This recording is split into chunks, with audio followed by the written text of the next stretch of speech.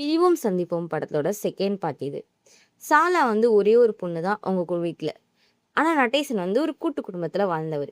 அதனால வந்து அவருக்கு குடும்பம்னா வந்து இவ்வளோ பேர் இருக்கிறது வந்து பிடிக்காது அவ்வளோ. ஒரு தனியான ஒரு இடத்துல தான் மனைவியோட வாழணும்னு நினைக்கிற ஒரு ஆள் அவரு. ஆனா சாலா அப்படி கிடையாது. சாலாக்கு வந்து தான் பொறந்ததுலேருந்து தான் கூட யாருமே கிடையாது. அதனால கூட்டு குடும்பத்துல தான் வாழணும் அப்படிங்கிற ஆசைப்படுற ஒரு பொண்ணு. இவங்க 2 பேருக்குமே கல்யாண தக்கல் வருது.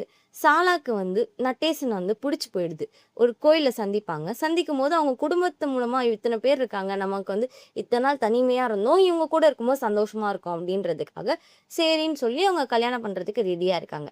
சாலாக்கு வந்து அப்பதான் நட்டேசன பத்தி புரிய வருது. நட்டேசன் வந்து அன்பானவரு.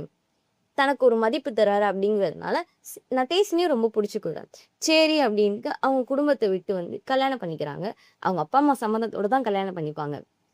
ஆனா கல்யாணம் பண்ணி முடிச்சு கொஞ்ச நாள் தான் அந்த குடும்பத்தோட வாழ்வாங்க. ஏன்னா நட்டேஷனுக்கு வந்து தனியா வாழணும். ஏன்னா அவன் இத்தன வருஷம் அந்த குடும்பத்தோட இருந்துட்டான். அப்ப சாலாவோட ஆசை நிறைவேறுமா? இல்ல நட்டேஷனோட ஆசை நிறைவேறுமா? நெக்ஸ்ட் பார்ட் இருக்கு. கண்டிப்பா பாருங்க.